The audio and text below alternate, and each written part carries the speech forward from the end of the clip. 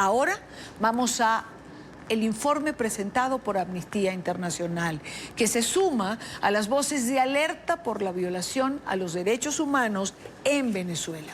La organización no gubernamental ha pedido a la Corte Penal Internacional investigar al régimen de Maduro por crímenes de lesa humanidad, ejecuciones extrajudiciales, muerte por uso excesivo de la fuerza, detenciones arbitrarias y masivas, que son algunas de las prácticas que esta ONG ha identificado que se llevan a cabo en la nación suramericana. Nicolás Maduro ha utilizado las instituciones del Estado, tanto las fuerzas de seguridad como los propios sistema judicial, para acallar sistemáticamente a estas voces, castigarles a través de detenciones arbitrarias y en muchos casos a través de la violencia letal, la violencia radical, que ha llevado a múltiples ejecuciones extrajudiciales y muertes en contexto de protesta, precisamente por el uso indebido, excesivo de la fuerza letal intencional. Quiero saludar en esta parte del programa a Carolina Jiménez Sandoval. Ella es directora adjunta de investigación de Amnistía Internacional para las Américas. Señora Jiménez, bienvenida. Buena tarde para usted. Buenas tardes, Idania. Como siempre, muchas gracias por la invitación. No, gracias siempre por acompañarnos. Este informe lo han titulado Hambre de Justicia, crímenes de lesa humanidad en Venezuela. Primero me gustaría que nos centráramos o que nos dijera en qué tiempo se hizo este nuevo informe que se está presentando y cuáles fueron las fuentes. Bueno, en primer lugar, el informe es el resultado de muchos años de investigación. Desde el 2014, por lo menos, hemos estado identificando severos patrones de represión, especialmente en los contextos de protestas, pero ciertamente fue en enero de este año, en enero de 2019, donde en un periodo muy corto, del 21 al 25 de enero, respectivamente, vimos la agudización y la profundización de patrones de violaciones graves de derechos humanos que se habían visto con anterioridad y que nos permitió construir el análisis y la narrativa para afirmar con mucha responsabilidad que en Venezuela se pueden haber cometido crímenes de lesa humanidad. ¿Cuáles son nuestros hallazgos principales? Bueno, justamente que esas violaciones de derechos humanos que ya muchas organizaciones hemos venido documentando, ejecuciones extrajudiciales, desapariciones, tortura y detenciones arbitrarias, tienen lo que se conoce en el derecho internacional como un patrón de sistematicidad y como crímenes que se han realizado de forma generalizada. ¿Esto qué quiere decir? Que no son ejecuciones extrajudiciales y otras violaciones de derechos humanos que ocurren al azar.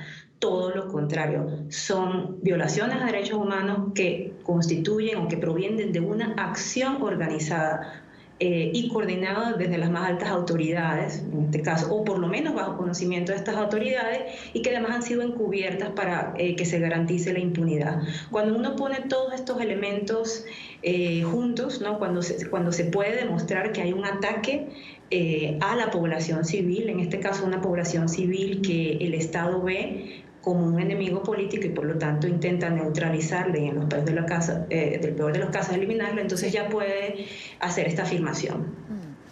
Cuando referimos, Carolina, sistemática, que obedece a una planificación, como bien has explicado, ¿este patrón se repite en la geografía nacional venezolana? Efectivamente, y creo que fue una de las cosas más importantes que pudimos ver en los sucesos del 21 al 25 de enero. Hubo protestas, como bien lo saben, ustedes hicieron una cobertura muy amplia, básicamente en todos los estados del país, incluyendo en zonas de pueblos pequeños, etcétera, en donde no se habían visto protestas tan masivas, ¿no?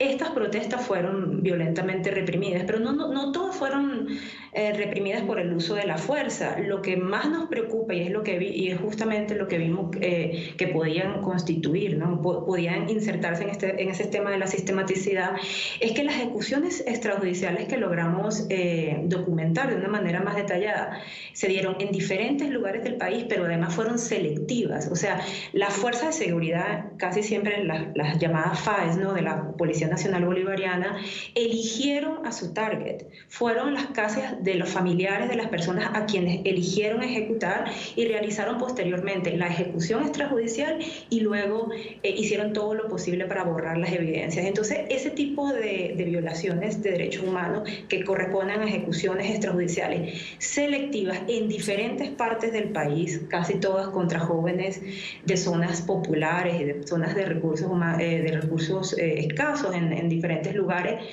muestran eso, un patrón de sistematicidad. Este punto en particular es lo que hizo diferente en esta oportunidad, estos eventos que ocurrieron entre el 21 y el 25 de enero.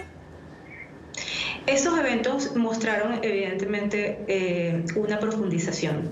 Ya en el 2014 habíamos visto una fuerte represión, en el 2017, bueno, lamentablemente vimos un número de muertos más altos que en el 2014 y en el 2019, justamente con las ejecuciones extrajudiciales selectivas, se notó la agudización de esas acciones concertadas y coordinadas desde autoridades de las fuerzas de seguridad o ya de los llamados grupos colectivos, ¿no?, que también lamentablemente participan en estos actos con aquiescencia o incluso en coordinación directa con el Estado. Cuando uno pone el saldo de todas esas protestas, de todas esas muertes, ya sean por ejecuciones extrajudiciales, de todas esas detenciones arbitrarias, se da cuenta que es una cantidad increíble. A veces no nos damos cuenta porque son periodos diferentes, pero fueron 43 muertos en el 2014, más de 120 en el 2017, 47 en el 2019, miles y miles de detenciones arbitrarias, miles y miles de personas heridas. Se da cuenta que estamos hablando de cifras muy importantes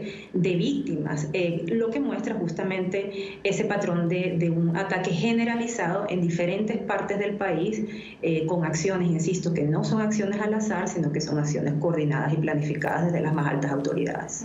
Estamos conversando con Carolina Jiménez Sandoval, directora adjunta de investigación de Amnistía Internacional.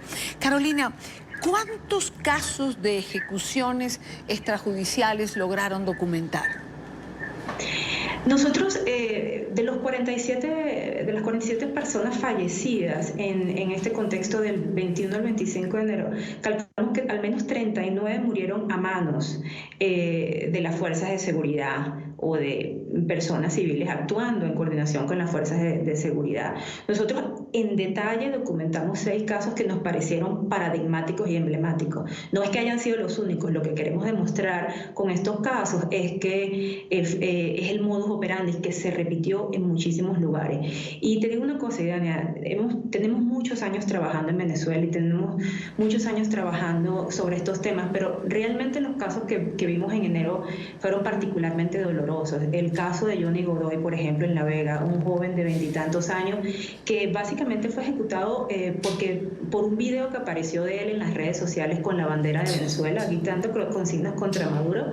A los 2 días del video, al menos 20 funcionarios de la FAES llegaron a su casa, lo sacaron de su casa, los vecinos nos contaron directamente los testimonios de los gritos de que se escuchaban de Johnny que pedía que por favor lo dejaran vivir porque pues su esposa estaba embarazada y quería ver a su hijo, y que lamentablemente recibió impactos de bala tanto en la pierna como en el tórax que pues le quitaron la vida. Este caso de Johnny se repitió en el Tocuyo, se repitió en Carora, se repitió en otros lugares de Caracas, y lo que quiero decir con esto es que no es un caso, son casos emblemáticos que desgraciadamente muestran patrones que se repiten en diferentes partes de Venezuela e insisto, con un gran velo de impunidad. Bueno, la impunidad pareciera ser, digamos, el sello de la actuación de este tipo de grupos como el FAES. Pero quiero hacer una pregunta de la mejor manera posible, pero cuando se documentan estos casos emblemáticos, Carolina, y uno piensa en este grupo de fuerzas especiales, el FAES, uno puede interpretar que son grupos de exterminio. Bueno, en efecto son grupos que no deberían estar realizando tareas de seguridad pública, ¿no? Ese ni siquiera es el objetivo de grupos como el FAE, mucho menos cuando uno piensa en colectivos, que además son civiles, ¿no? Trabajando en coordinación con fuerzas de seguridad. Para nada es su rol, ni el de estar armados, ni mucho menos trabajar en coordinación para cometer violaciones de derechos humanos. Pero sí, justamente uno ve ese patrón en muchísimos lugares del mundo donde se cometen crímenes de lesa humanidad. Las fuerzas de seguridad tienen en algunos lugares escuadrones de la muerte, grupos paramilitares, en el caso venezolano grupos tipo la FAE, que se especializan lamentablemente en ejecutar este tipo de violaciones de privación arbitraria de la vida.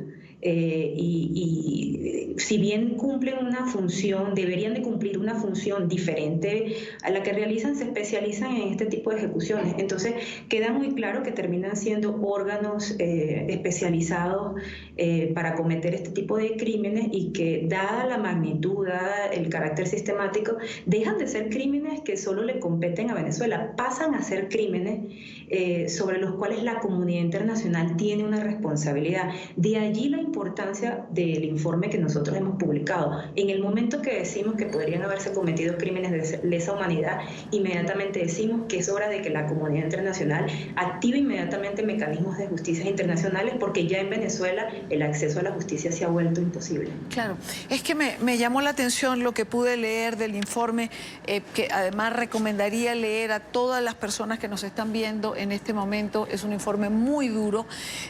Si a alguien le queda alguna duda en relación a la violación de derechos humanos que se comete en Venezuela, este informe que presenta Amnistía Internacional es, como bien alguien lo calificó, lapidario.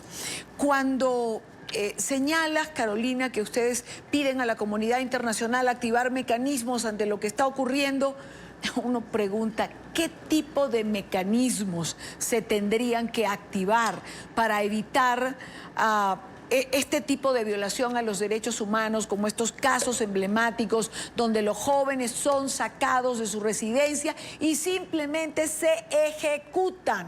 Se ejecutan, porque eso es lo que está ocurriendo en Venezuela. Esas son las acciones que está haciendo el régimen criminal que hoy gobierna Venezuela. Lamentablemente es así, y creo que si uno no lo dice por su nombre, pues ¿cómo no se va a decir algo así cuando se tienen las pruebas y las evidencias que ustedes mismos han recopilado? No, creo que todos compartimos la frustración y el dolor de las víctimas, que al fin y al cabo son las personas más afectadas por lo que está sucediendo en Venezuela. Si bien el Consejo de Derechos Humanos de las Naciones Unidas ha emitido una resolución que obliga a la oficina del alto comisionado, bueno, de la alta comisionada en este caso, a emitir informes sobre Venezuela y monitorear la situación, en este momento no se ha constituido una comisión especial de investigación.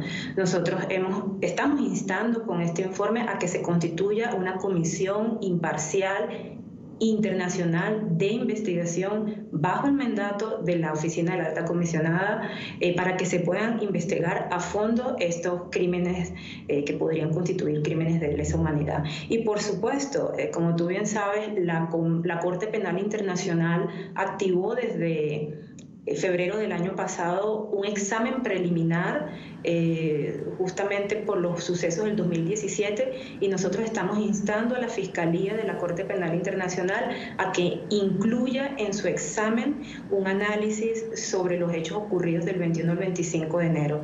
Así que hay diferentes instancias tocarse los países que tienen en sus leyes internas mecanismos de jurisdicción universal. Si realmente les interesa la situación de Venezuela, deberían también comenzar a aplicar ese principio y esos instrumentos.